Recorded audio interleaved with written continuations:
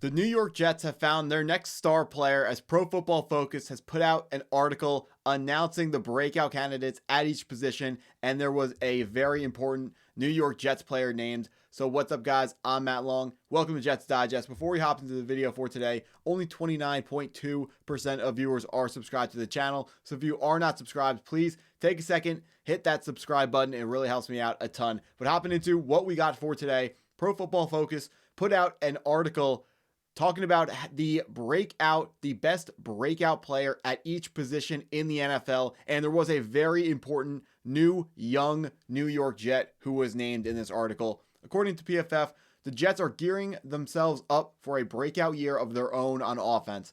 The New York Jets drafted Olu Fashanu with the number 11th pick in the 2024 NFL Draft, and the former Nittany Lion didn't see much of the field early on, despite starting at right tackle in weeks 4 and 5, and even then it was a rocky road. Between weeks 3 and 9, Fashanu earned a 47.1 grade, 73rd out of 79 tackles, and his 9.2% pressure rate allowed was also the 6th highest among tackles. This coming courtesy of Pro Football Focus. Now, Olu Fashanu was the New York Jets' first-round pick last year in 2024. Many people wanted Brock Bowers, a highly talented tight end out of Georgia, to be the first-round pick for the New York Jets. But if you pay attention to the NFL draft and understand how positional advantages work and positional value works in the draft, you would have known that the left tackle, the elite left tackle prospect, is always the pick over the elite tight end prospect, no matter how elite that tight end prospect is. And Brock Bowers was elite, easily the best tight end prospect I've ever seen, the best tight end prospect that most people have ever seen, evidenced by that, of course, amazing rookie season. But let's talk about Olu Fashanu. So much to be excited for this player. He was drafted to be the backup behind Tyron Smith, which was a very smart move. The New York Jets don't have Tom Thibodeau as their head coach, but it's smart to not play rookies early. You need to make sure that they are ready when they get on the field, when they start to play. There are so many things that comes with being a new NFL player, and it's not just adjusting to playing up to the level of the NFL. There's a bunch more lifestyle changes. There is so much stuff off the field that these rookies have to undergo, a lot of big changes in their life when they come to the NFL. So we need to make it as easy on them as absolutely humanly possible. That's why it was a very smart idea to draft a backup, just to start a backup, but very high ceiling guy in Olu Fashanu. Olu, a very smart breakout candidate because he has that very, very high ceiling. Tremendous 2022 at Penn State. A lot of people thought he could have been a top 3 pick in the draft. Personally, I think if those quarterbacks weren't there, he still would have been a top 5 pick in the 2024 NFL draft. But I'm very thankful that the New York Jets were able to get him. As I discussed before, earned very high grades from PFF when he was able to play. And they actually had more to say about our guy here, Olu Fashanu. Fashanu allowed 10 pressures in 5 games and dropped his pressure rate allowed to 5.5%, which was still in the top 30 for highest rates, but was a noticeable improvement. From weeks 11 to 16, Fashanu earned a 67.8 grades and often flashed excellent pass blocking traits. With Justin Fields at quarterback, the Jets will likely emphasize their running game in 2024, and while Fashanu has shown in college and when Smith retired, Fashanu enters the 2025 season as the undoubted starter at left tackle for the Jets, and there's a chance that he breaks out as the league's next great blind side protector. So, honestly, that got a little janky in there towards the middle of it. Who knows where that error was. But Olu Fashanu, very high ceiling. PFF mentioned his traits, which is a very smart thing to mention. That's why he was drafted in the top 10, or 11, but we would have taken him 10 if the Vikings didn't trade up. That's why he was taken so high in the draft. He had really good traits, which tell us that this is a player with a high ceiling. Even if he doesn't come into the NFL and immediately lights it up, we have confidence that this is a player who can learn the position, and once he learns the position at a high level, he will play it at a very high level. There are some guys who you draft them in the draft and they come in and they're really good, but then you look at them and go, oh, they're too short or they're too light, and they don't have a high ceiling. Even if they are really good, they don't have a high ceiling. Olu Fashanu does not have this issue. The dude is the height we're looking for, the size we're looking for, if he can work this thing out with the talent, there's no reason why this guy can't be the number 2 left tackle in the NFL, maybe even a couple seasons as the number 1 left tackle. The sky is truly the limit for this player.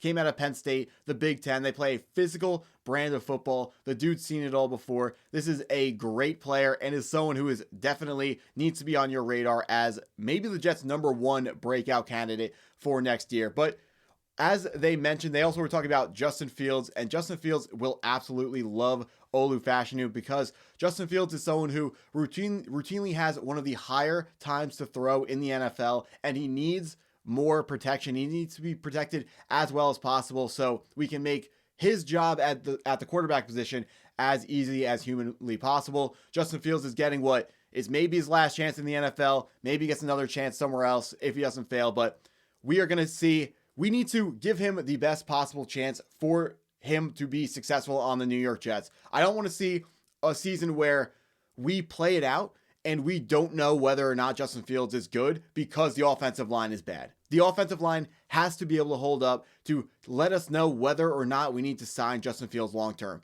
The absolute worst thing that can happen in this season is we're done with all of our games, 18 weeks have gone by, and we go, I don't know whether Justin Fields is the answer or not. That can't happen. The New York Jets, we have to identify what is a winning season for this team because new head coach coming off a highly disappointing season. It's just not realistic to say, oh, teams are looking to win the Super Bowl. It's not realistic to say we want to go out and win the Super Bowl. Now, we have to set realistic expectations for this team and identify and describe what exactly is a winning season. The number one thing that has to come from the season is we have to know for a fact whether or not we should be signing Justin Fields long term. We don't want to be caught in a Daniel Jones type situation where he shows a little bit, you pay him big, and then he's not actually good enough. We also don't want to be stuck with another situation where the situation is so bad for him that he plays poorly, but then he goes and makes it somewhere else. We need to make sure that he does, if he's going to make it in the NFL, he makes it on the New York Jets because Justin Fields has elite athleticism, which is an elite trait. Those are only found at the very, very, very top of the NFL draft. Getting a quarterback without having to spend that draft pick would be an absolute home run for the New York Jets. Olu Fashanu having a breakout season would greatly improve the entire offense as a whole. We want to watch Justin Fields assist Garrett Wilson to finally have that true breakout season that Garrett Wilson is capable of having. When Justin Fields finally got a real wide receiver 1 in Chicago in DJ Moore. He led DJ Moore to his best season ever as a pro, and he could do the exact same thing for our guy Garrett Wilson. Looking at Garrett Wilson's stats from last year, played 17 games, had a ton of targets, which is awesome, but a lot of them weren't catchable targets. He only caught about 66% of those targets. They led to 101 receptions, 7 touchdowns, 1,100 yards. Very good touchdowns, but the yards can be absolutely higher. 1,100 is a good season for a wide receiver. It's a good season for a good wide receiver. I don't want to see Garrett Wilson be good. I want to see him be great. I want to see him he can be a 1,400, 1,300 yard guy. I know that's a very, very high bar, but Garrett Wilson is the guy with enough talent to do it. He's got the right drive. You see him, he's got the energy on the sideline. The guy always wants the ball. We need a quarterback who can get him the ball. Aaron Rodgers loved throwing to Davante Adams. Yes, Garrett Wilson's targets was very high. Ever since Davante Adams joined the New York Jets, he out-targeted Garrett Wilson. So don't talk to me about, oh, Garrett Wilson got enough targets. He didn't. Garrett Wilson's better than Davante Adams at this stage in both of their careers. He has to get the most targets on the team, and he will get the most targets on the team because this year, the Jets' depth chart at wide receiver, absolutely barren. But hey, if Garrett Wilson's able to do it, if Justin Fields is going to be able to do it, they will not be able to do it without the help of a powerful offensive line. The most important part of that offensive line is going to be the blindside protector. Justin Fields is a right-handed quarterback, meaning the left tackle needs to be elite. So happy we got Olu Fashanu. Brock Bowers is a great guy, but Joe Douglas, in his final draft with the New York Jets, he found the right man. Olu Fashanu was the right pick. I promise you guys, if you don't see it now, you will see it in 3 to 5 years. Olu Fashanu will be a superstar. But that's what I got for today. So if you guys enjoyed the video, please hit the like button, hit the subscribe button, and as always, go Jets.